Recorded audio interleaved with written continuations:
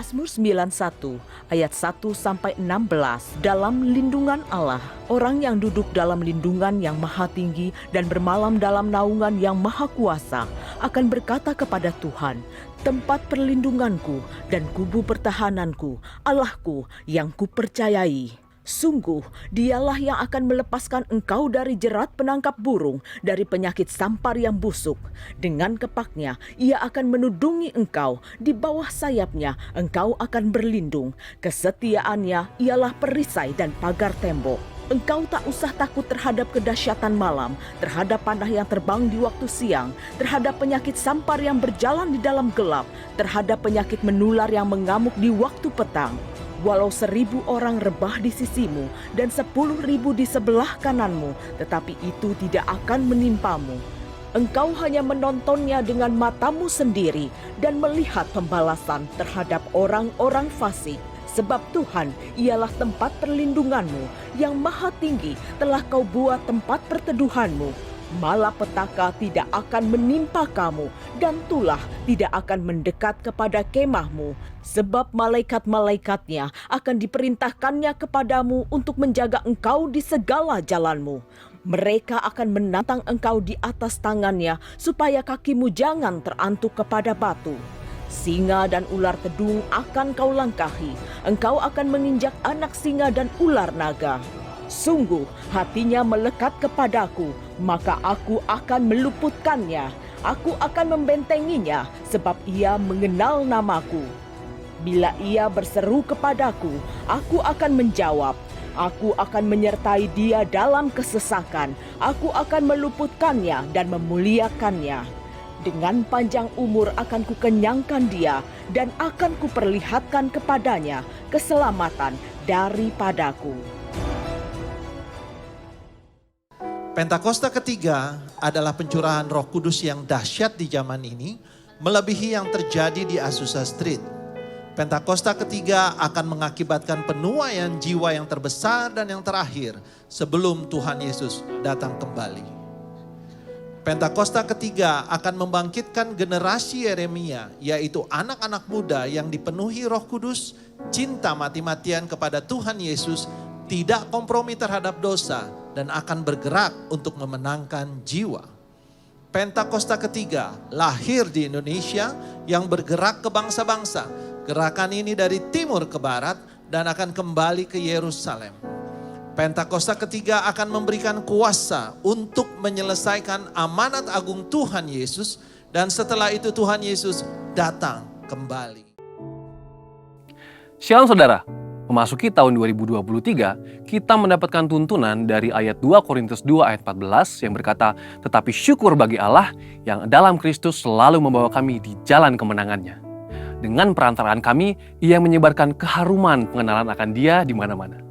Mungkin kita dengan cepat mengaminkan ayat ini dengan berkata, ya, saya percaya selalu dibawa Tuhan di jalan kemenangannya. Tetapi apakah jalan kemenangan yang dimaksud oleh ayat ini? Apakah kemenangan di sini diartikan sebagai berkat materi? Mari kita simak penjelasan dari ayat tersebut yang syarat dengan makna dan perenungan yang dalam tentang tujuan hidup orang Kristen dalam edisi Voice of Pentecost kali ini dengan tema Jalan Salib, Jalan Kemenangan. Istilah jalan kemenangan atau triumphal procession memiliki gambaran tradisi kerajaan Romawi yang selalu melakukan parade atau arak-arak kemenangan setelah pasukan Romawi kembali dengan kemenangan dari peperangan. Biasanya, setelah mereka menang perang, sang jenderal akan kembali ke kota Roma dengan gegap gempita dan sorak-sorai, disertai dengan iringan tahanan perang yang nanti akan dihukum mati di kota Roma atau dijadikan budak. Tentu Paulus sangat familiar dengan parade ini, karena ini adalah peristiwa yang meriah yang dirayakan oleh hampir seisi kota Roma. Ketika kita mengerti latar belakang ini, maka sungguh sangat mencengangkan. Paulus berusaha menjelaskan bahwa dia bukanlah sang jenderal perang tersebut atau komandan perang yang berjalan bersama dengan bangga. Tetapi Paulus adalah tawanan perang itu sendiri. Paulus menggambarkan dirinya sebagai tawanan perang yang diarak menuju kematiannya sebagai martir demi menyebarkan aroma Injil kemanapun dia pergi. Coba perhatikan beberapa ayat yang Paulus tulis mengenai pelayanannya. Dalam 1 Korintus 4 ayat 19 dikatakan, sebab menurut pendapatku Allah memberikan kepada kami para rasul tempat yang paling rendah, sama seperti orang-orang yang telah dijatuhi hukuman mati, Sebab kami telah menjadi tontonan bagi dunia, bagi malaikat-malaikat, dan bagi manusia. Lalu di dalam 2 Korintus 1 ayat 9 dikatakan, bahkan kami merasa seolah-olah kami telah dijatuhi hukuman mati. Tetapi hal itu terjadi supaya kami jangan menaruh kepercayaan pada diri kami sendiri, tetapi hanya kepada Allah yang membangkitkan orang-orang mati. Juga dalam 2 Korintus 4 ayat 10 dikatakan, kami senantiasa membawa kematian Yesus di dalam tubuh kami, supaya kehidupan Yesus juga menjadi nyata di dalam tubuh kami. Bagaimana kita bisa memahami ayat-ayat yang keras seperti ini? Sesungguhnya, Paulus sedang mengajarkan bahwa jalan kemenangan di dalam kehidupan orang percaya adalah jalan salib. Orang-orang yang mengerti bahwa mengikuti Yesus itu ada harga yang harus dibayar. Dan Yesus sudah memberikan yang terbaik, yaitu nyawanya sendiri, sehingga sudah sepatutnya kita hidup bagi Kristus. Ayat ini mengajak kita untuk merenungkan dan menghidupi penderitaan Kristus ketika Dia memikul salib menggantikan kita. Memang kita tidak bisa menggantikan karya Kristus di kayu salib, tetapi kuasa salib dan pesan kematian Yesus harus selalu hadir dalam kehidupan dan pelayanan kita. Inilah yang Paulus maksudkan ketika dia berkata, dengan perantaraan kami, ia menyebarkan keharuman pengenalan akan Dia di mana-mana. Dengan kata lain, kehidupan kita sebagai pengikut Kristus hendaknya dikenal sebagai orang yang menyebarkan Injil dan kabar baik itu di mana-mana. Lewat hidup kita, orang boleh melihat Kristus dan Injil itu nyata. Paulus pun sudah berbicara di dalam 1 Korintus 1 ayat 17-18, sebab Kristus mengutus aku bukan untuk membaptis, tetapi untuk memberitakan Injil. Dan itu pun bukan dengan hikmat perkataan, supaya salib Kristus jangan menjadi sia-sia. Sebab pemberitaan tentang salib memang adalah kebodohan bagi mereka yang akan binasa. Tetapi bagi kita yang diselamatkan, pemberitaan itu adalah kekuatan Allah.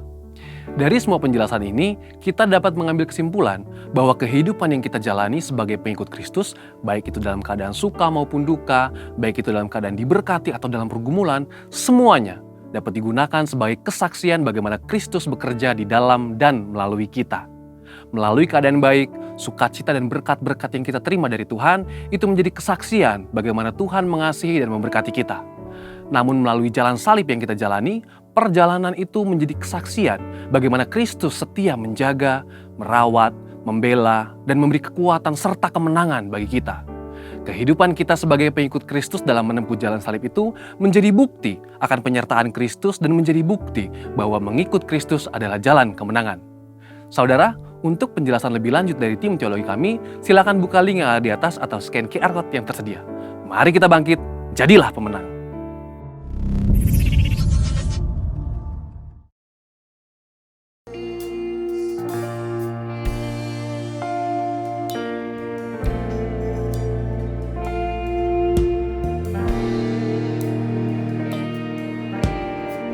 Kau mendengar saat kami berseru ya Tuhan.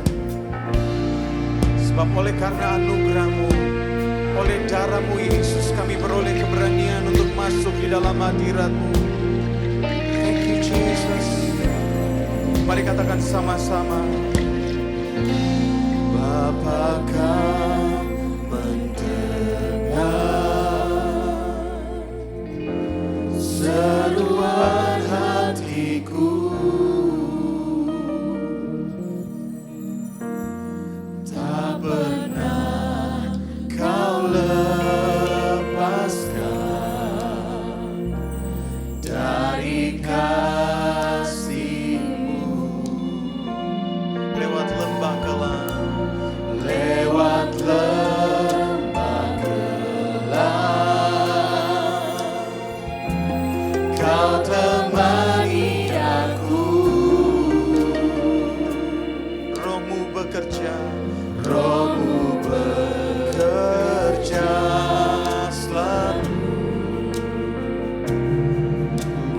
Kebaikanku,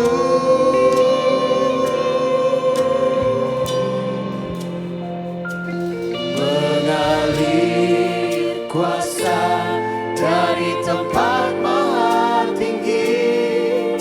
Bapa kekal mulia, Kau hadir di sini, memulihkan hati, menyembuhkan yang terluka. Ku kan tenang bersamamu, Bapa. Dia mengasihi saya dan saudara. Kasihnya tersedia bagi kita semua. Buat saudara juga di rumah, mari naikkan sama-sama pujian ini. Bapa, kau mendengar. Bapa, kau mendengar seruan hatiku. Tak pernah kau lepaskan dari kasih-Mu. Lewat lembah gelap kau temani aku. Yes, Lord. Roh-Mu bekerja selalu untuk kebaikanku.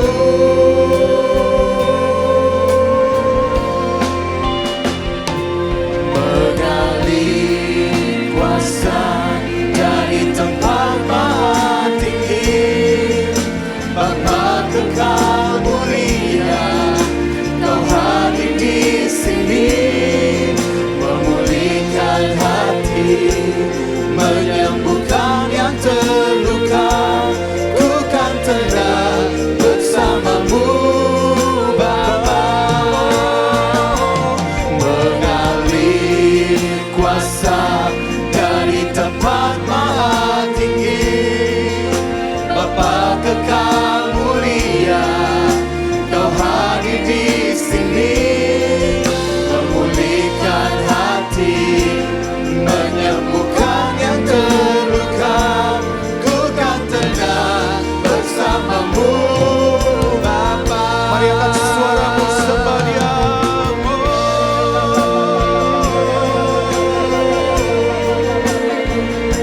Kami kan tenang bersamamu, kami kan tenang di dalam-Mu.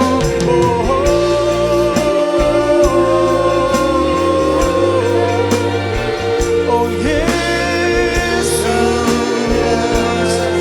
oh Yesus, oh Yesus, kau angkat kelelahan, kau berikan kekuatan yang baru.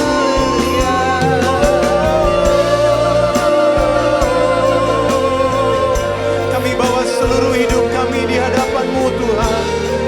Kekuatan yang baru kami terima. Mengalir kuasa dari tempat maha tinggi. Bapa kekal mulia, kau hadir di sini, memulihkan hati, menyembuhkan yang terluka. Ku kan tenang bersamamu, Bapa. Mengalir kuasa-Mu, kuasa dari tempat maha tinggi. Bapa kekal mulia, kau hadir di sini. Terima kasih. Memulihkan hati, menyembuhkan yang terluka. Ku kan tenang bersamamu, Bapa. Mari saudara katakan, mengalir kuasa dari tempat. Let your spirit flow in this place. Grace and mercy surrounded us today, Lord Jesus. Mari haus kepada Tuhan, mari lapar hanya kepada Dia. Oh, ku kan tenang. Oh, mengalirlah, mengalir. Angkat tanganmu saudara, mari berserah di dalam hadirat Tuhan yang kudus. Mari mulai bangkit berdiri bersama dan katakan, Tuhan, I need you. Holy Spirit, we need you.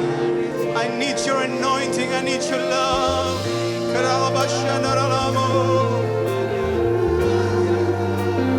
healed in Jesus name. Yang percaya mari berikan tepuk tangan bagi Tuhan Yesus. Dia sanggup, Dia sanggup. Oh, mengalir kuasa dari tempat maha tinggi, Bapa kekal mulia, Dia hadir di sini, memulihkan hati, menyembuhkan yang terluka. Ku kan tenang bersamamu, mengalir kuasa dari tempat maha tinggi, Bapa kekal mulia, Kau hadir di sini, memulihkan hati, menyembuhkan yang terluka. Ku kan tenang bersamamu, Bapa. Ku kan tenang, ku kan tenang bersamamu, Bapa.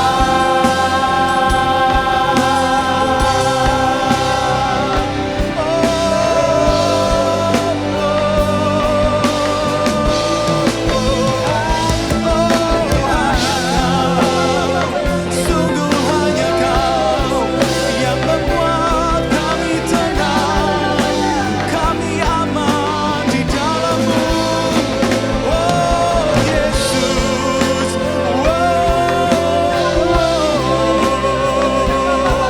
kami kan tenang. Oh Jesus, nama yang membuat kami tenang, nama yang menjadi kemenangan, nama yang menjadi harapan, nama Yesus. Kami disembuhkan, kami dipulihkan, kami diberkati di dalam nama Yesus.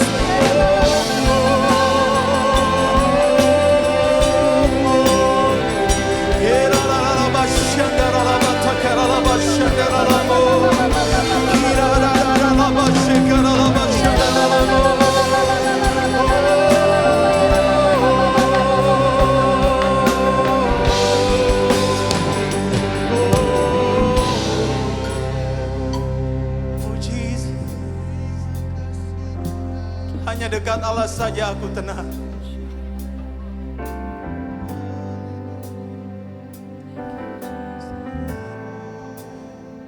Jesus, Jesus.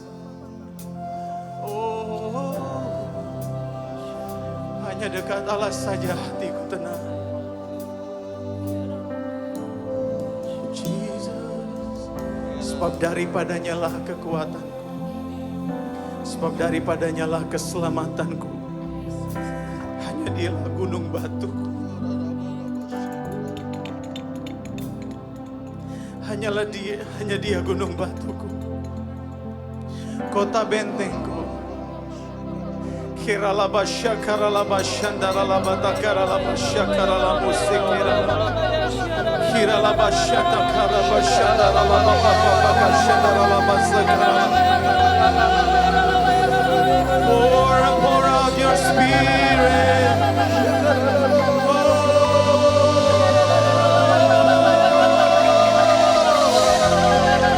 Kiralaba shandaralaba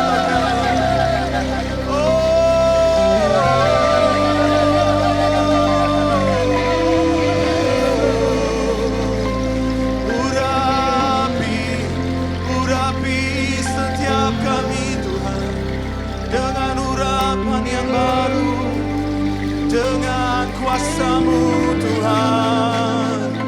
Yang sakit angkat tanganmu saudara, urapan Tuhan mengalir. Kiralaba shandaralaba takaralamu, berseru kepada nama Yesus. Dialah Jehovah Rafa, Allah yang menyembuhkan.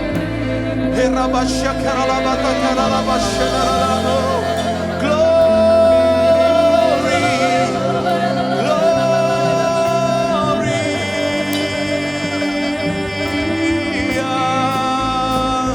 Mulutku penuh dengan pujian dan pengagungan.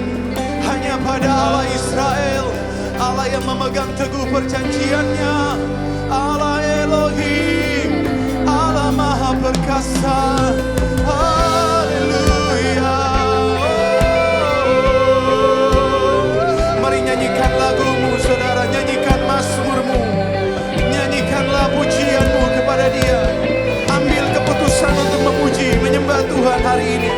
Apapun situasinya, apapun kondisinya, nyatakan pujianmu, nyatakan bahwa engkau punya Allah yang hidup, Allah yang tidak dapat dibatasi oleh apapun, Allah yang bergerak melewati ruang dan waktu, menyatakan kuasa dan mujizatnya di dalam nama Yesus, di dalam nama Yesus. Haleluya.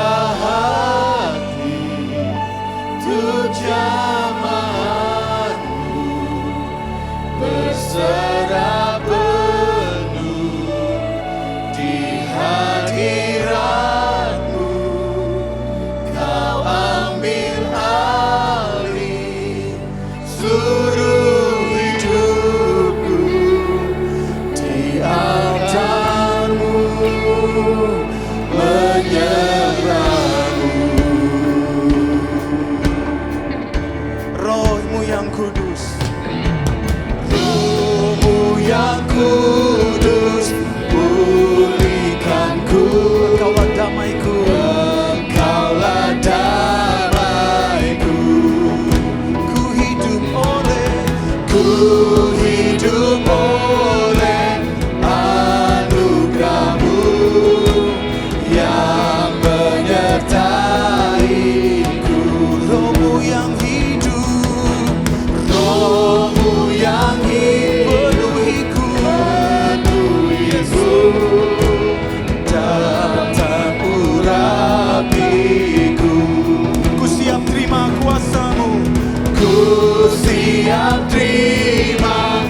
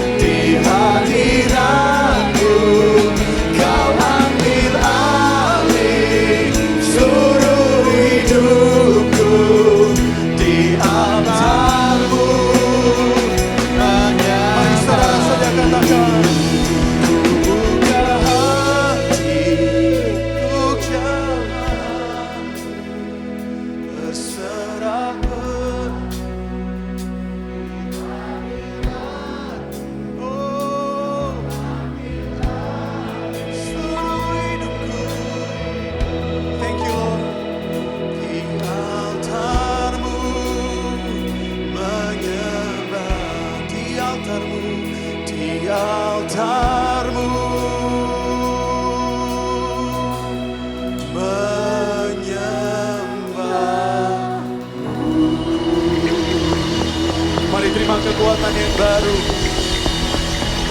Kalau saudara bersuka cita oleh karena Tuhan, mari berikan segalanya yang terbaik bagi Dia.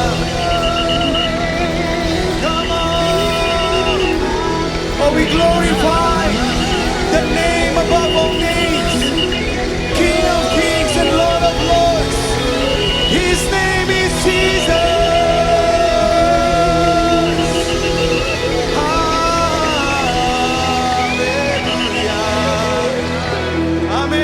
Nama Yesus yang kita tinggikan di tempat ini, amin. Yang percaya katakan amin. Tepuk tangan sekali lagi bagi Tuhan. Woo. Dia yang akan ubahkan ratapan kita menjadi tarian, amin. Tepuk tangan sama-sama yuk.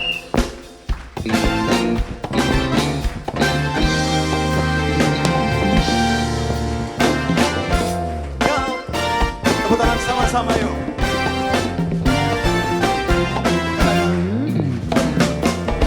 Kau telah ubahkan ratapanku kini menjadi tarian. Ku kan bersuka nyanyikan kidung pujian.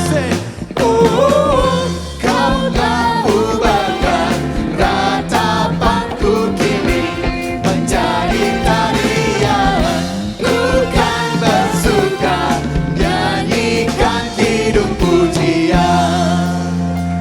Dalam kesesakan Kau beri kelegaan. Di dalam kesedihan Kau beri penghiburan. Kasih-Mu telah melenyapkan segala kegelapan. Fajar pagi pun mereka, membawa damai dan sukacita. Kau tak ubahkan ratapanku kini menjadi tarian. Ku kan bersuka nyanyikan kidung pujian. Oh, kau tak ubahkan ratapanku kini menjadi tarian. Ku kan bersuka nyanyikan kidung pujian. Sekali lagi. Dalam kesesakan Yuk semuanya nyanyikan bersama. Saudara di rumah juga boleh naikkan pujian ini. di dalam kesedihan Kau beri penghiburan. Kasih-Mu telah melenyapkan segala kegelapan. Fajar pagi pun mereka, membawa damai dan sukacita. Sukacita. Oh, Kau telah ubahkan ratapanku kini menjadi tarian. Ku kan bersuka nyanyikan kidung pujian. Oh, Kau telah ubahkan ratapanku kini menjadi tarian. Ku kan bersuka nyanyikan kidung pujian. Nyanyikan kidung pujian. Masih mau memuji Tuhan saudara? Yang mau katakan amin.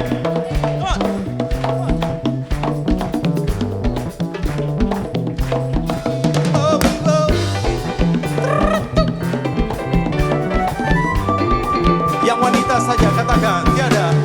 Tiada terukur besar kasih setiamu Tuhan. Come on sing. Panjang dan lebarnya melebihi lautan. Mari yang pria sama-sama katakan. Jauh tinggi mengatasi langit, dalamnya tak dapat ku selami. Kasih setiamu besar selamanya. Oh, kasih setiamu besar selamanya. Hatiku bersyukur. Hatiku bersyukur, jiwaku memuji.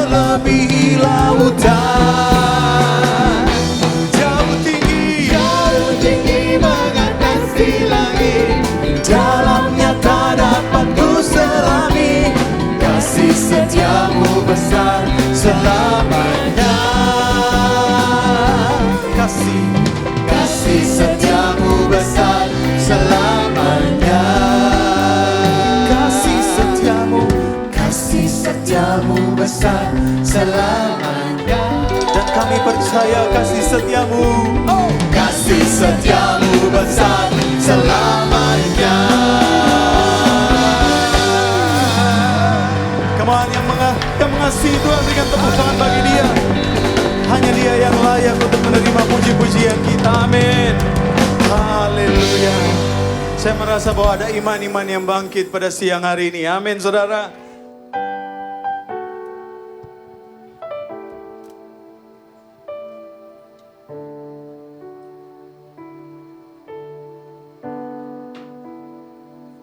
Ku percaya janjimu ajaib, terukir dalam kehidupanku. Ku berserah di dalam kekuatanmu. Ku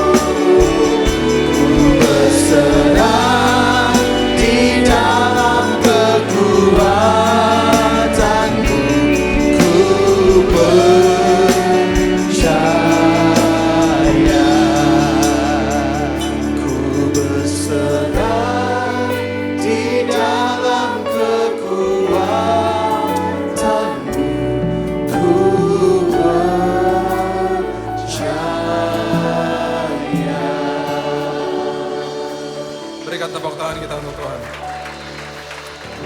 Haleluya. Hati kami mengucap syukur Tuhan buat apa yang sudah terjadi, sedang terjadi, dan yang akan terjadi. Karena semuanya adalah rangkaian yang indah yang Tuhan buat untuk kami. Kami mengucap syukur buat masa depan kami, karena kami tahu kami berjalan bersama dengan Raja atas segala Raja, sumber atas segala sumber.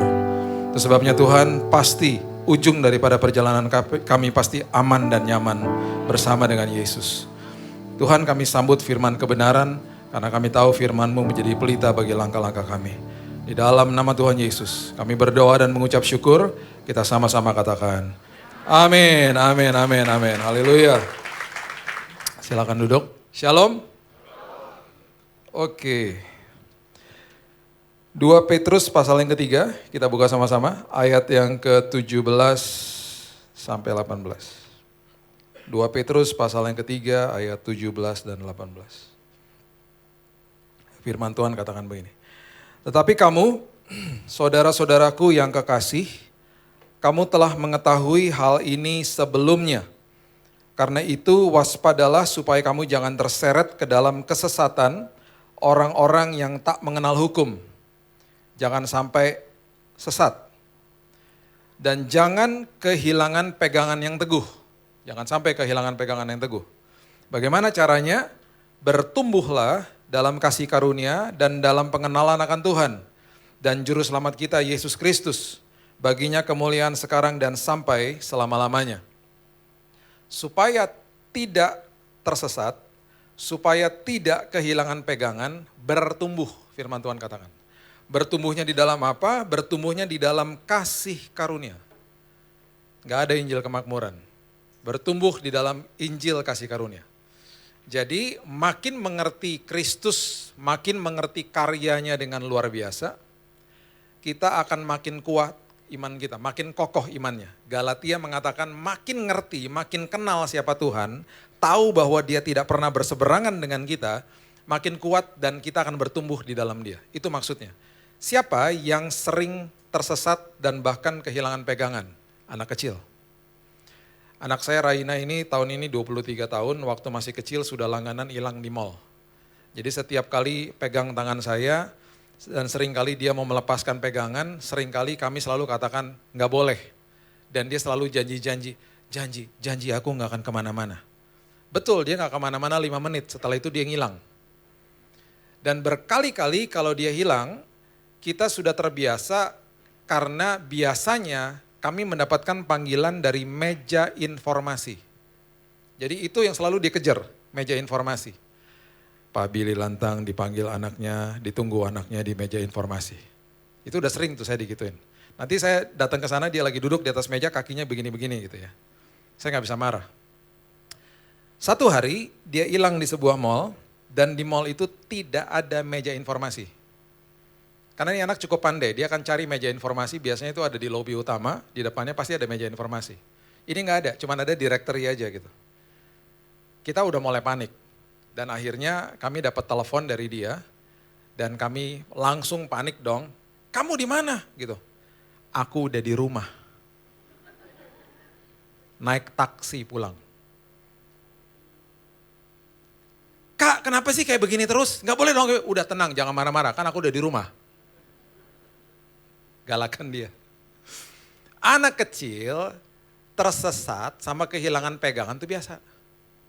Sekarang masalahnya gini, kita masuk dalam tahun yang baru. Kita akan tambah usia kita. Sekarang udah tambah usia, kita harus pertanyakan dulu sama diri kita. Kerohanian saya sama Tuhan bertumbuh gak? Karena kalau saya tidak bertumbuh di dalam prinsip kebenaran firman Tuhan, kebenaran firman Tuhan akan menjadi kebodohan bagi saya. Saya ulang ya, semua yang kita tidak paham, makin gak kenal Tuhan kita, semua kebenaran jadi kebodohan. Karena semua yang firman Tuhan katakan udah pasti bertolak belakang sama dunia. Dan selalu orang dunia pun akan katakan ngapain lo kayak begitu, bodoh banget lo kayak begitu, dan seterusnya dan seterusnya. Dan akhirnya kita juga pun begitu kepada diri sendiri. Itu sebabnya anak kecil levelnya masih selalu keharusan. Harus gosok gigi, harus mandi. Dan kalau level keharusan itu selalu ada capek, lupa, berontak. Udah gosok gigi enggak? Lupa. Ayo makan dong. Enggak, ntar aja gitu, berontak. Ayo dong belajar, capek belajar terus. Capek, lupa, berontak karena keharusan. Sekarang saya tanya, udah pada dewasa semua di sini, masa mamanya masih telepon tiap hari? Udah gosok gigi belum? Karena enggak. Gosok gigi sekarang menjadi gaya hidup. Enggak ada dari seorang dari Bapak Ibu sekalian datang kepada saya bilang gini, Pak bagi saya makan Pak. Kenapa? 1 minggu saya nggak makan. Kenapa? Puasa? Enggak Pak, lupa. Saya baru ingat Pak, makan terakhir tuh habis ibadah minggu lalu loh Pak. Saya sibuk banget sepanjang minggu, saya lupa makan. Nggak mungkin karena nagih, kalau udah jam makan tuh nagih dari dalam sini. Kenapa intim sama Tuhan nggak nagih? Kenapa baca firman nggak nagih? Baca firman, berdoa, itu adalah dengungan firman Tuhan yang sudah didengungkan dari atas mimbar dan kita mungkin udah capek dengarnya. Tetapi itu satu-satunya nafas kehidupan orang Kristen. Jadi kalau itu nggak nagih, bahaya. Orang yang nagih, orang yang nagih untuk baca firman, berdoa, menabur kebenaran, itu adalah orang-orang yang akhirnya lambat laun bertumbuh di dalam kebenaran firman. Akhirnya orang-orang seperti begitu bukan sekedar baca firman, dia membiarkan firman baca dia.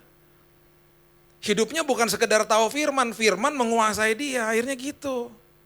Beda akhirnya levelnya udah. Jadi pertanyaannya, kita bertumbuh gak sih di dalam Tuhan gitu? Kalau enggak tersesat terus, kehilangan pegangan terus. Udah gitu yang harus dipastikan adalah bertumbuh di dalam kasih karunia. Jangan bertumbuh sembarangan dalam pengajaran yang salah. Harus mengerti bahwa Tuhan saya tidak pernah berseberangan sama saya. Dulu di zaman perjanjian lama ada yang namanya mediator antara manusia dengan Tuhan. Namanya imam besar. Masuk ke dalam ruang maha kudus setahun sekali untuk memperdamaikan manusia dengan Tuhan. Dia pun harus mengambil korban-korban atau melakukan korban-korban bakaran untuk supaya dianya kudus. Bayangin, dia harus bersih-bersih dulu untuk masuk ke dalam ruang maha kudus, untuk mempersembahkan korban kepada Tuhan, untuk memperdamaikan Tuhan dengan manusia. Orang yang kaya membeli lembu sapi, kaum menengah kambing domba, yang bawah burung tekukur. Dibawa hewannya kepada imam besar, disembelih, darahnya diambil, dibawa ke ruang maha kudus. Sebelum itu tangan daripada orang berdosa disuruh taruh di atas hewan itu, seolah-olah dosanya tertransfer ke situ. Karena belum ada pengorbanan Kristus. Masuk ke dalam ruang maha kudus, yang boleh masuk hanya imam besar. Imam besar pertama namanya Harun. Ya, kalau dia tidak kudus, hari itu ruang maha kudus menjadi ruang kematian bagi dia. Karena ketika dia percikan darah di atas tabut perjanjian, hadirat Tuhan turun, Tuhan melihat dia dari lensa hukum Taurat. Kalau dia tidak kudus, mati dia. Jadi berarti ada kemungkinan besar, itu sebelum malam, sebelum hari pendamaian, ada tumpengan di rumahnya imam besar Harun. Perpisahan, kalau dia nggak kudus mati di situ. Makanya kakinya diikat, ada loncengnya, temannya ngecek sesekali, kling kling kling kling. Kalau nggak ada respon, ditarik jenazahnya dari luar. Temannya juga nggak berani ambil jenazah di dalam, mati juga temannya. Karena yang boleh masuk hanya imam besar. Ribetnya luar biasa. Waktu masuk ke dalam perjanjian baru, ada seorang pribadi imam besar yang masuk ke dalam ruang maha kudus Tuhan. Tidak pernah membawa darah hewan. Dia membawa darahnya sendiri, namanya Yesus.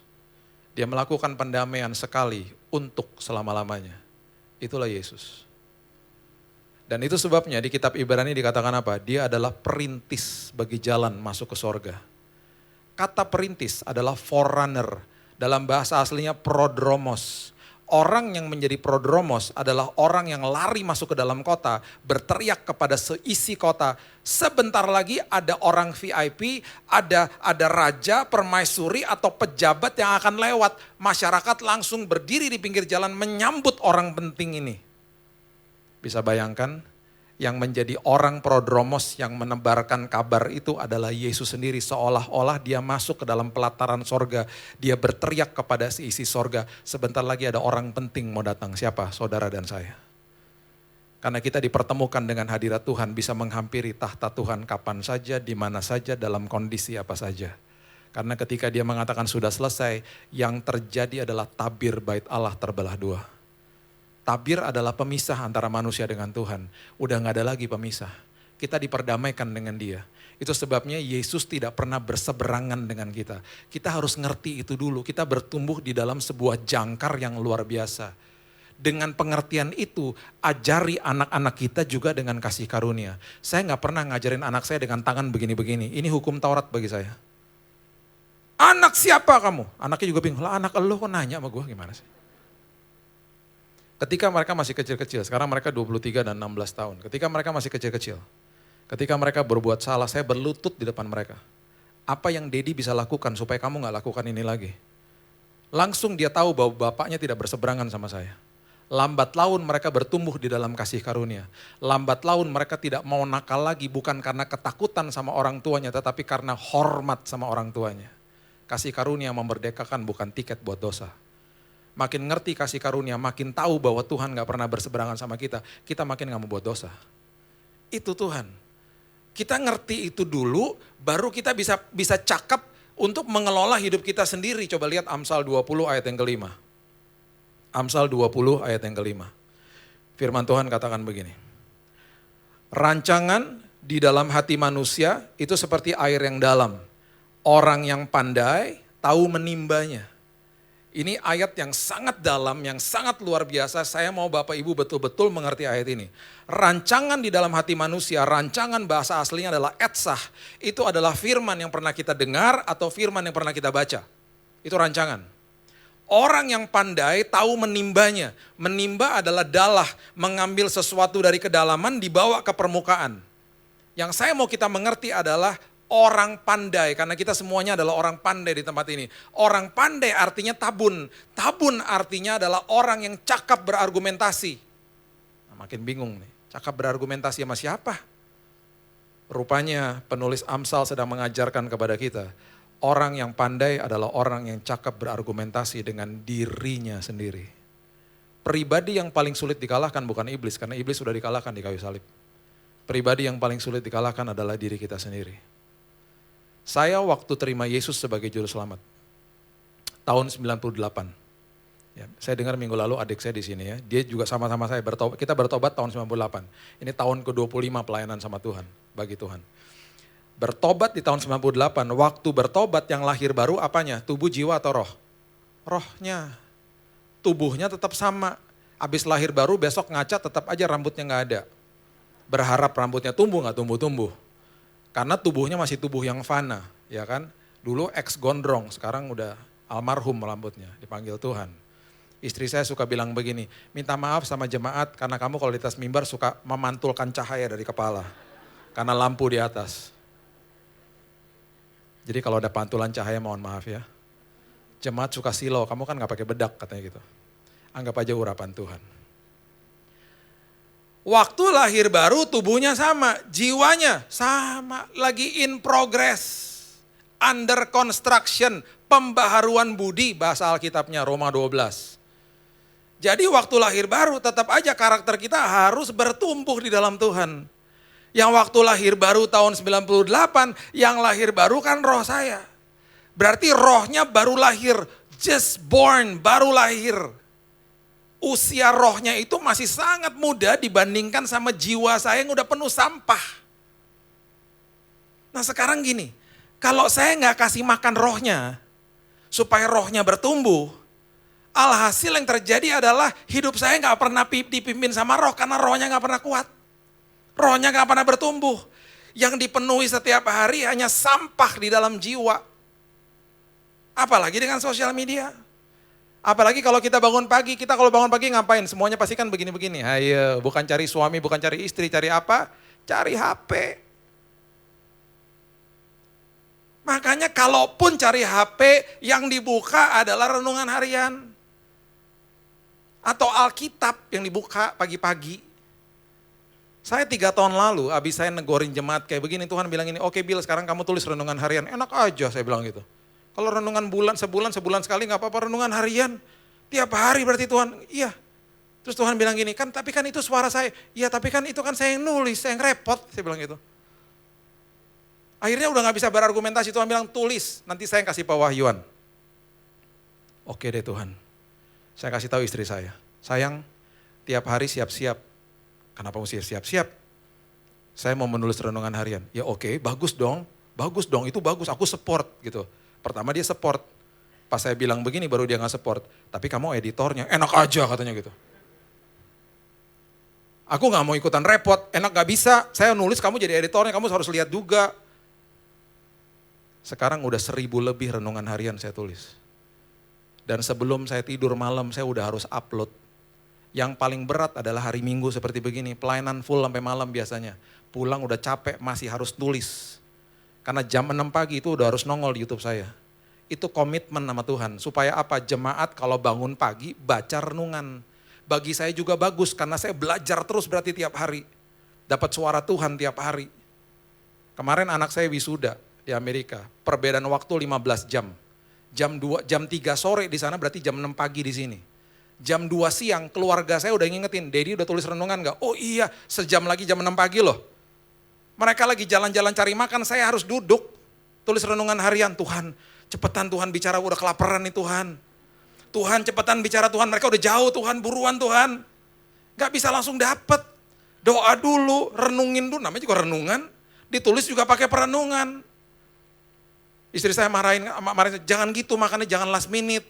Kalau tulis udah berapa jam sebelumnya dong. Dia bilang gitu, iya enak sih lu gak nulis ya, gue yang nulis. Tapi itu komitmen. Gak apa-apa deh Tuhan, yang penting jemaat baca firman, saya juga berguna bagi saya kok Tuhan. Itu maksudnya supaya rohnya bertumbuh. Rohnya dikasih makan supaya rohnya kuat. Ketika rohnya kuat, roh akan pimpin hidup. Itu namanya hidup dipimpin sama roh. Percuma di hotbain kasih, kalau kita gak bertumbuh di dalam kasih karunia. Karena gini, kita akan amen-amen, nanti disuruh mengasihi kita gak akan mudeng. Karena bagi kita tuh sesuatu kebodohan. Karena kasih itu adalah keputusan, bukan perasaan. Semua definisi kasih di 1 Korintus 13 ayat 4-7 dimulai dengan apa? Kasih itu sabar. Sabar kasih itu. Kasih itu murah hati. Itu semuanya adalah keputusan. Lawan daripada sabar, berarti tidak sabar. Tidak sabar itu perasaan. Jadi kita ngelawan jiwa kita, ngelawan perasaan. Karena di dalam jiwa kan ada perasaan, ada pikiran, ada emosi. Kita harus lawan itu dengan keputusan. Dan itu enggak gampang. Yesus ngajarin apa? Harus punya hati hamba sebenarnya. Itu dia bilang kan, ayo harus jadi hamba. Harus jadi hamba itu berarti hati hamba. Tapi paradoks, Alkitab mengajarkan harus jadi imamat rajani. Jadi maksudnya apa? Hatinya hamba, perilakunya rajani. Jangan dibalik. Kalau dibalik, hatinya rajani, perilakunya hamba. Contohnya kayak gimana? Ketika ketemu orang yang nyebelin, dari luarnya hamba. Oh iya gak apa-apa, pas udah balik badan, dasar botak lu nyebelin banget gitu. Terus kita ngegosip sama orang lain. Karena hatinya rajani, hatinya sombong dan munafik. Sekarang ya, saya kasih tahu ya. Orang yang mau bertumbuh di dalam Tuhan. Yang saya katakan tadi, banyak hal-hal dunia menjadi kebodohan bagi dia. Itu sebabnya orang Kristen ketika disuruh mengasihi sesama akan sangat sulit kalau nggak ngerti prinsip ini. Firman Tuhan dengan jelas mengatakan apa? Kasihilah sesamamu sama seperti aku mengasihimu. Bukan sama seperti orang itu mengasihi saya, bukan. Jadi waktu selama pandemi ada suami istri bertengkar dan kami kasih tahu sama mereka, ayo Pak, Bu, minta maaf duluan. Yang mereka katakan apa? Enak aja, kan dia yang salah Pak. Gitu ngomongnya. Kan dia yang salah. Ntar kasih angin dong buat dia, enak banget. Enggak dong, enggak bisa dong. Pak, Bu, kita harus saling mengasihi sama seperti Kristus mengasihi kita, bukan sama seperti pasangan kita ngasihin kita. Akhirnya jadi apa? Jadi kebodohan. Ayatnya di mana Pak? Coba lihat yuk. 1 Korintus pasalnya yang ke-2 ayat 14, coba lihat. 1 Korintus 2 ayat 14. Tetapi manusia duniawi tidak menerima apa yang berasal dari roh Allah. Karena hal itu baginya adalah suatu kebodohan.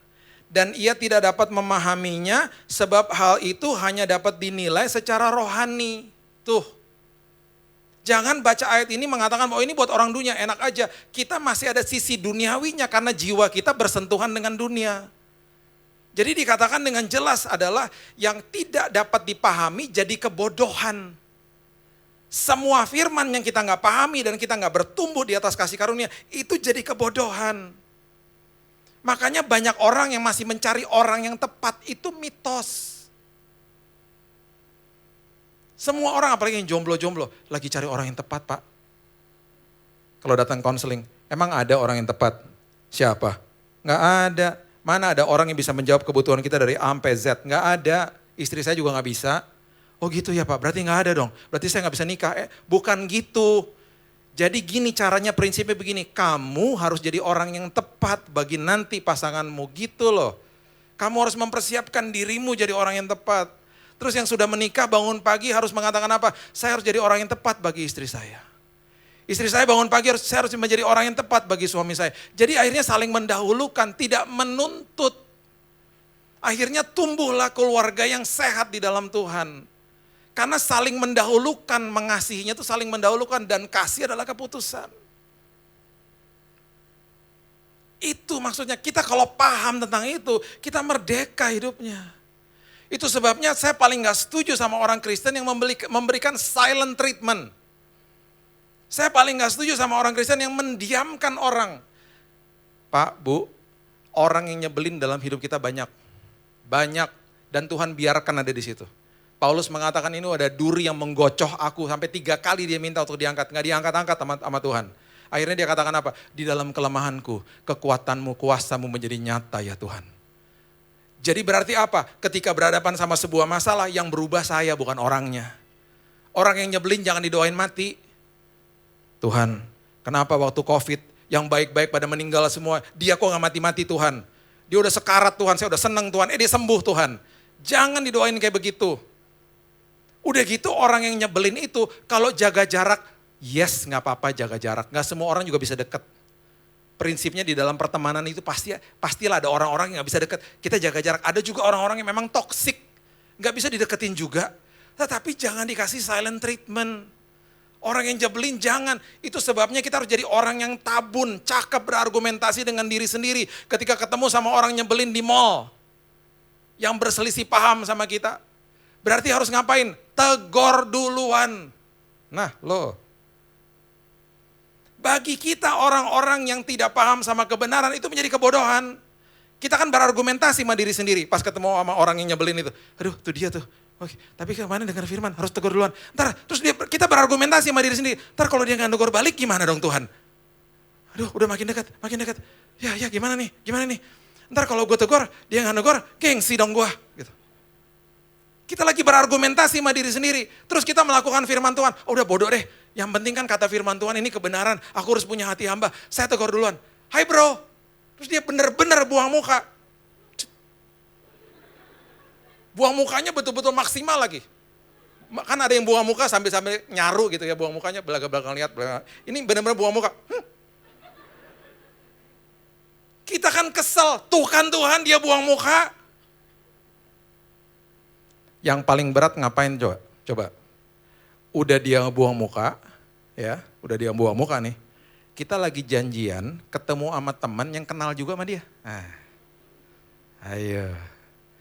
Duduk nih di tempat kopi kan, baru dibuang muka sama orang yang nyebelin itu. Yang kita ketemu kenal juga sama dia. Udah di ujung mulut dong. Biasanya kita mau ngomong apa biasanya nih? Ini. Lu tahu nggak? Awalnya begitu tuh. Lu tahu nggak? Kenapa? Gua ketemu tuh sama dia. Serius loh. Iya. Gua nih ya udah rendahin hati. Itu lagi sombong banget tuh sebenarnya. Gua tegur bro, gua tegur dia buang muka. Serius loh. Iya. Pantesan bisnisnya hancur, Tuhan hukum dia tuh. Udah kita ngomong gitu, disamber sama teman kita, udah kita gosip dan kita membutuhkan validasi. Teman kita makin ngerusakin nama dia, kita makin seneng. Ya, udah dibuangin muka. Kita ketemu sama teman yang kenal sama dia, udah di ujung mulut nih.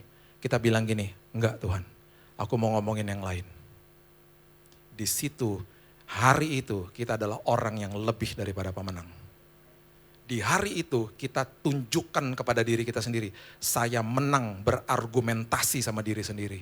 Di hari itu saya adalah orang yang tabun, saya adalah orang yang pandai, firman yang pernah dibagikan, aku timba dari dalam, aku bawa ke permukaan dan aku berhasil hari ini Tuhan mengalahkan diriku sendiri. Itu adalah ciri orang yang bertumbuh di dalam Tuhan. Jadi dewasa akhirnya. Karena semua yang kita tidak paham jadi kebodohan. Saya nggak paham sama dunia lukisan. Jadi bagi saya waktu teman saya bilang gini, Bill ini lukisan harganya 1 M. Hah? 1 M? Udah kayak cat tumpah. Gue juga bisa buat kayak begitu. Lu tumpahin itu cat lu acak-acak begini udah abstrak begitu. Jangan salah ini buatnya dengan arti yang dalam. Coba lu lihat lebih dalam. Saya lihat lebih dalam pusing. Nggak ngerti gue. Apalagi jadi kebodohan bagi saya ketika dia kasih tahu bahwa lukisan ini sudah ada yang beli, harganya 1 M. Kebodohan karena saya nggak ngerti dunia lukisan. Semua yang kita nggak paham jadi akhirnya kebodohan. Sama aja kalau saya kasih tahu kepada Bapak Ibu, hobi saya. Kalau nggak ngerti jadi kebodohan. Saya kolektor pesawat terbang. 350 pesawat terbang saya punya. Mainan, jangan kaget. Kaya banget tuh hamba Tuhan, kalah Garuda. Mainan. Saya suka dunia aviasi, saya bisa ngobrol dunia aviasi sama semua. Karena saya suka banget. Sampai saya datengin tuh pabriknya Boeing di Seattle di Amerika, saya masuk ke dalamnya. Saking mau tahu, mau lihat, mereka buat pesawat tuh kayak gimana gitu loh. Sampai masuk ke flight simulator. Teman pilot saya banyak banget, saya kalau diundang untuk khotbah di pilot-pilot di maskapai penerbangan, saya senengnya minta ampun. Karena bisa ngobrol-ngobrol sama mereka, saya bahkan punya sertifikat dari Boeing terbangin pesawat, tapi pakai simulator ya, bukan pesawat yang beneran. Saya kalau nggak jadi hamba Tuhan, udah jadi terbangin pesawat. Makanya kalau ada pesawat delay di Terminal 3 di Cengkareng Soekarno-Hatta, kan kacanya gede-gede tuh, saya tinggal ambil kopi, duduk, liatin pesawat turun naik, itu bagi saya terapi. Orang kan nganggapnya aneh, loh aneh banget ya gitu. Gue suka bro, gue suka dunia aviasi. Sekarang kalau di Jakarta, ini saya bisa ngomong nih panjang nih, karena saya suka banget. Istri saya pertama marah-marah, karena saya ini kolektor pesawat maskapai Indonesia, saya salah satu terlengkap loh. Karena saya punya Mandala, Borak, Adam Air yang zaman-zaman dulu. Fokker 27, Fokker Convair 880, tuh kan bingung kan, itu jenis pesawatnya. Itu saya punya, istri saya marah-marah, kamu ngapain tiap bulan beliin gituan? Sayang, jangan marah dulu, ini semuanya investasi. Kalau ngomong sama istri mesti gitu. Waktu dibilang investasi baru dia tenang. Sayang, ini cuma dicetak 100. Kita beli bulan depan naik 2 kali lipat harganya. Investasi. Oh ya? Iya. Kamu duduk saya ajarin. Jadi boleh ya tiap bulan beli ya. Oke deh. Saya lagi bangun airport. Mainan, jangan kaget. Ntar kalau udah jadi tumpengan ya kita peresmian airport. Lucu loh. Saya punya garbaratanya, lengkap semuanya, lucu, saking sukanya. Sekarang saya tanya, di Jakarta nomor polisi di Jakarta dimulai dengan huruf apa? B kan? Pesawat terbang juga ada nomor polisinya. Ayo, nggak ada yang tahu ya. Berikutnya kalau naik pesawat, lihat di bagian belakang ada tulisannya PK. Nah, itu bukan persembahan kasih. Itu artinya kalau PK strip terus ada 3 huruf di belakang. PK itu artinya pesawat itu berasal dari Indonesia. Nah baru tahu ya. Kalau dia sampai tulisannya N dari depannya, itu bukan pesawat dari Malang, bukan. Itu artinya pesawat itu dari Amerika. Nah baru tahu kan. Kalau Bapak Ibu mau tahu nih pesawatnya yang kita naik nih usianya berapa, dibuatnya tahun berapa, sebelum sampai ke maskapai ini pernah dipakai nggak sama maskapai yang lain. Nomor registrasi yang tadi di belakang itu, PK sekian-sekian itu, masukin ke airfleets.net. Nah, namanya airfleets.net. Masukin tuh PK-nya. Ketahuan langsung usia pesawatnya berapa.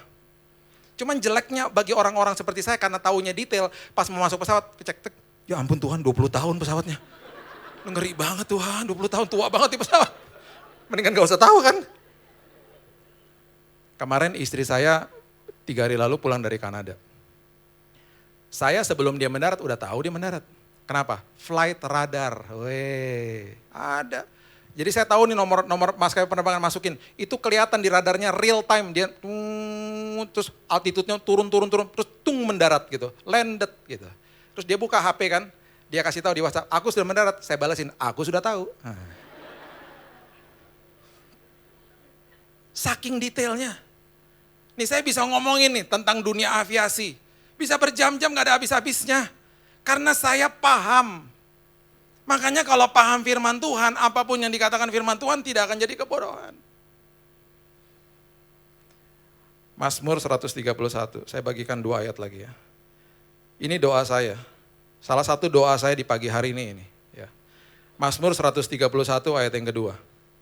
Sesungguhnya aku telah menenangkan dan mendiamkan jiwaku. Wow. Ini Daud yang ngomong. Aku menenangkan dan mendiamkan jiwaku. Kalau saya bisa tambahin di jiwaku yang penuh sampah. Seperti anak yang disapih berbaring dekat ibunya. Ya seperti anak yang disapih jiwaku dalam diriku. Kata disapih adalah berarti melepaskan ketergantungan sama susu.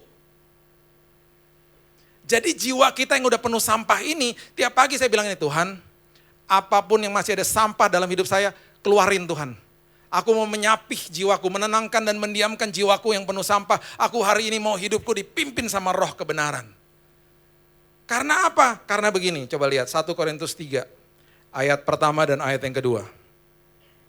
Firman Tuhan katakan begini, saya nggak mau kalau sampai Tuhan bicara begini sama saya. Ini teguran Paulus keras banget kepada jemaat di Korintus. 1 Korintus 3 ayat 1. Aku saudara-saudara pada waktu itu tidak dapat berbicara dengan kamu seperti dengan manusia rohani. Tetapi hanya dengan manusia duniawi yang belum dewasa dalam Kristus. Susulah yang kuberikan kepadamu, bukanlah makanan keras, sebab kamu belum dapat menerimanya. Dan sekarang pun kamu belum dapat menerimanya. Paulus bilang gini, aku mau ngomongin firman Tuhan sama kamu, gak nyambung. Karena kamu masih minum susu. Saya gak mau ya Tuhan datang kepada saya bilang gini, Bill, saya ini punya perkara besar banget, saya mau kamu kelola. Tapi nanti dulu ya Bill, karena kamu belum dewasa. Saya gak mau kehilangan kesempatan itu. Tahun ini banyak perkara besar yang Tuhan mau titipkan dalam hidup kita. Tuhan akan pertemukan kita dengan orang yang tepat. Tuhan akan pertemukan kita dengan kesempatan yang tepat. Sebelum itu terjadi, pastikan kita dewasa rohani dulu. Untuk menjadi pengelola yang luar biasa. Itu pastikan. Jangan sampai, karena gini, kita masuk ke dalam toko mainan ya, toko Lego lah misalnya. Itu kan ada panduan-panduan buat orang tua di box-boxnya, 2-4, 6-8, 10-12. Supaya orang tua yang memiliki anak yang usianya masih 4 tahun, tidak akan belikan mainan yang untuk usia 16 tahun ke atas. Udah mahal dirusak sama anaknya nanti. Tunggu anaknya bertumbuh dulu. Ibrani 5 ayat 13. Ibrani 5 ayat 13. Sebab barang siapa masih memerlukan susu, ia tidak memahami ajaran tentang kebenaran. Sebab ia adalah anak kecil. Keras ayatnya. Tapi bagus buat kita. Makanan keras kayak begini bagus buat roh kita. Supaya bertumbuh di dalam Tuhan. Ya, saya mau tutup dengan kisah nyata ini ya. Saya gak mau Bapak Ibu cuma lihat saya khotbah di sini. Terus mentang-mentang khotbah, terus saya berpikir bahwa saya nggak bertumbuh, enggak. Saya ini bertumbuh, kita nih manusia sama. Saya juga bertumbuh dan saya membuka diri saya untuk Tuhan ubahkan hari lepas hari. Di tahun 2021, waktu itu sekolah masih online. Anak saya ini dua-duanya tidak suka dengan pelajaran matematika. Mereka selalu bilang gini, siapa sih yang menciptakan matematika, kurang kerjaan tuh orang katanya. Karena dua-duanya kalau ujian matematika jeblok. Anak saya Keaton ya, waktu itu dia masih usia 14 tahun, 2001. Dia biasanya kalau habis ujian matematika, itu angkanya borderline lah, pas-pasan gitu. Ya kadang-kadang 61, tapi lebih sering di bawah 60. 57 lah, 58. Berarti kalau di bawah 60 harus ada remedial, ujian ulang, betul? Nah kalau ujian ulang setelah dia belajar lagi, bisalah dia dapat angka sampai 67, mentok-mentoknya 70 lah gitu.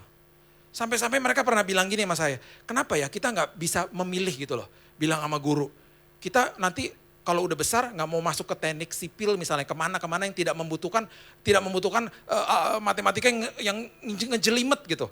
Kenapa kita gak bisa memilih cuman belajar begini aja, pertambahan, pengulangan, perkalian, pembagian, cukup. Saya mikir, ya bener juga sih. Kenapa kita gak bisa ngomong gitu? Yang lain-lain gak usah, gak penting, buang waktu katanya dia begitu ya. Oke, dia ujian nih, matematika, ujian online. Pas dia udah selesai, biasanya kan dia kasih tahu sama saya sama istri saya. Dedi, aku dapat 57. Ya, Dek. Tapi ya udah jadi berarti aku ikut remedial nih hari Senin. Setiap kali dia kasih tahu begitu, setiap kali dia remedial selalu oke-oke aja. Karena nih anak tanggung jawab, dia belajar. Jadi saya tenang-tenang aja, ya udah Dek, belajar ya Dek buat hari Senin. Oke. Hari Senin dia ujian. Malam-malam sebelum mesbah keluarga, dia masuk ke kamar saya. Dad, mukanya udah murung.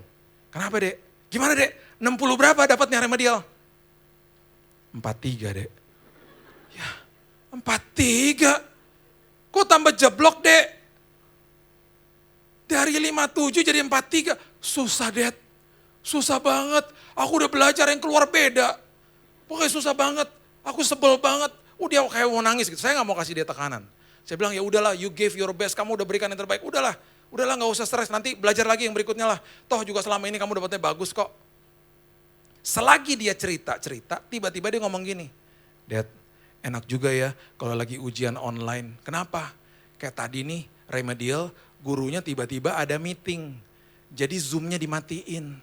Jadi waktu Zoom-nya dimatiin, aku bisa keluar kamar, ambil cemilan, ambil minuman, selagi ujian sambil nyemil. Kalau di kelas kan nggak bisa, dia bilang gitu. Bener sih ya. Tapi pikiran saya beda. Saya mulai tanya gini sama dia, Dek, gurunya matiin Zoom karena meeting. Iya. Kamu kenapa nggak buka buku, Dek?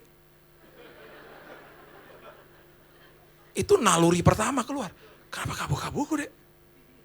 Nggak boleh, Dad, namanya juga ujian. Dek, itu berarti gurunya kasih kode, kamu boleh buka buku, Dek. Kenapa saya ngomong begitu? Karena dulu saya jagoan nyontek.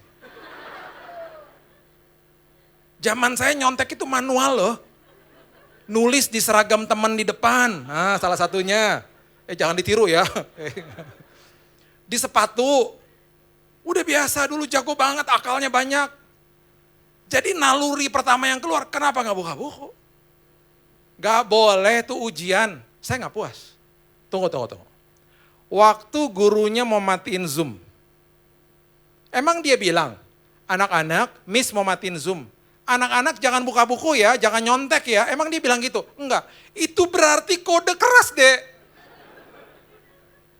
Kamu jangan jadi orang yang terlalu naif, kenapa sih? Saya loh ngomong gitu.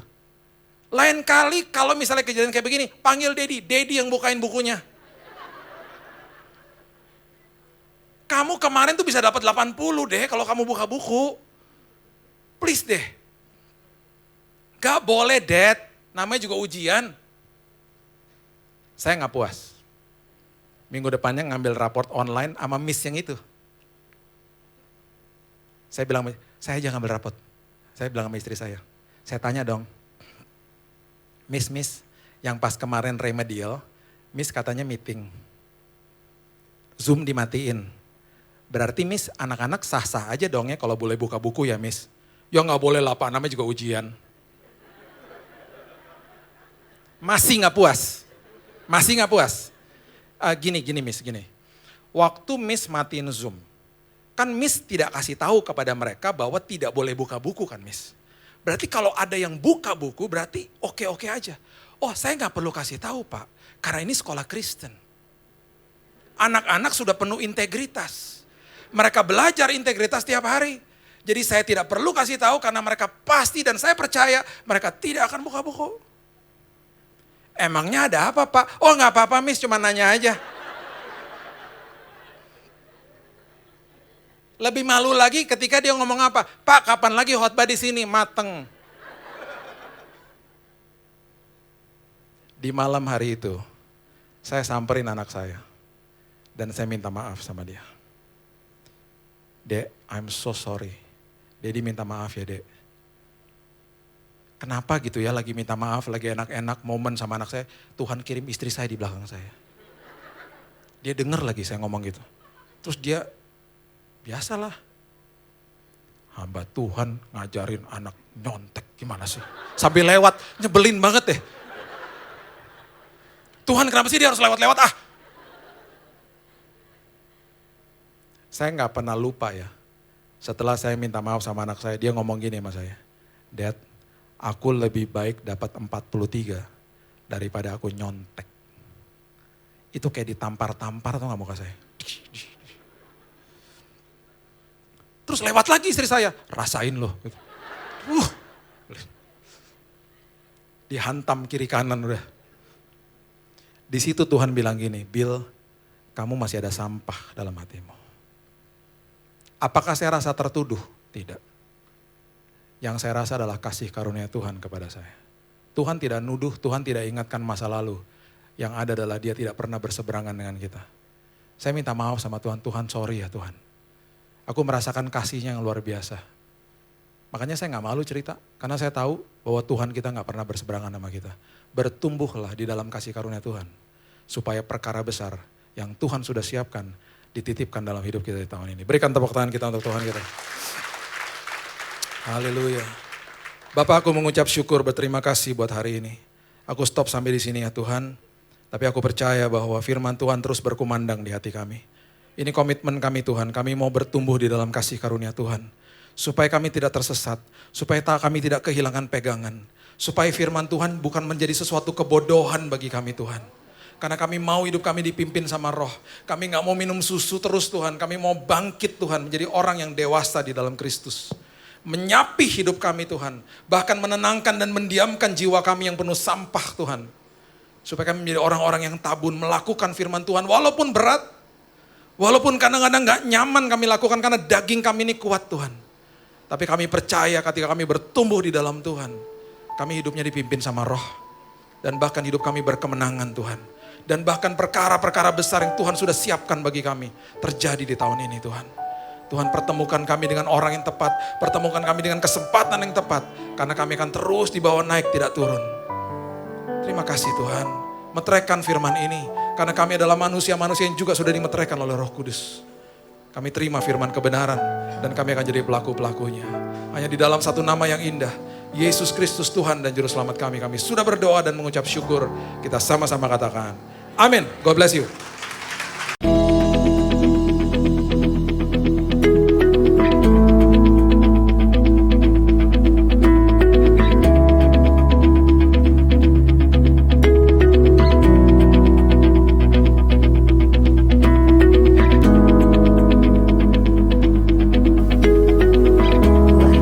Junior kembali mengadakan mission trip ke Sulawesi Tengah, khususnya mengunjungi suku Wana di Dusun Winangapasu, Wata dan sekitarnya pada bulan Desember 2023 selama 9 hari.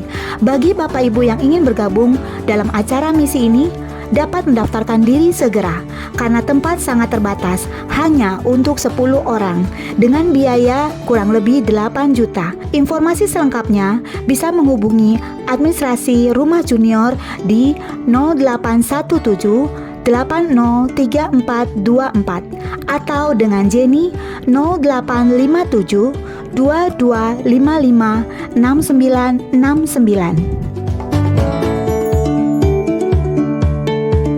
Berikut adalah pengumuman GMCC sepekan.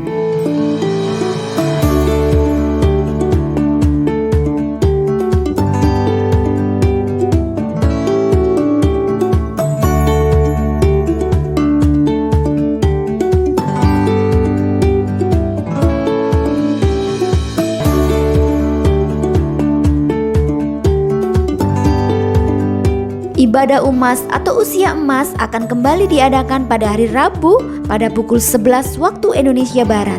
Bertempat di Gajah Mada Tower lantai 11. Untuk informasi lebih lanjut silakan hubungi OTP GMCC di 021 633 3692.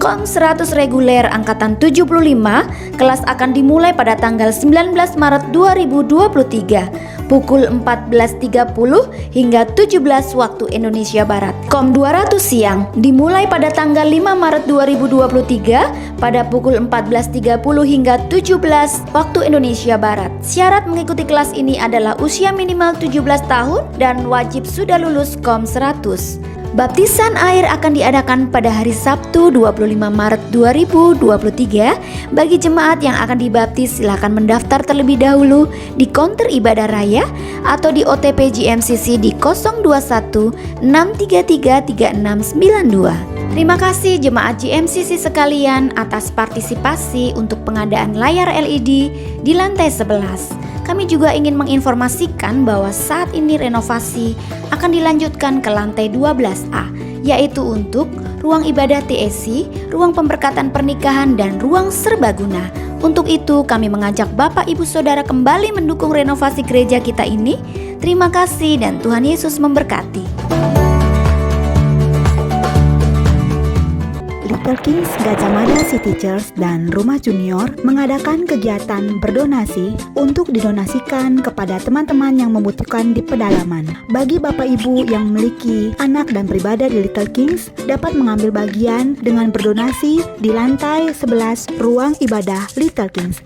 Selain uang, donasi juga dapat berupa mainan layak pakai, buku cerita khususnya untuk anak usia 1 sampai dengan 5 tahun, pakaian baru, dan peralatan sekolah. Mari kita ajarkan anak-anak kita berbagi kepada sesama sejak dini. Ayo teman-teman, kita berdonasi. Salam peduli Indonesia.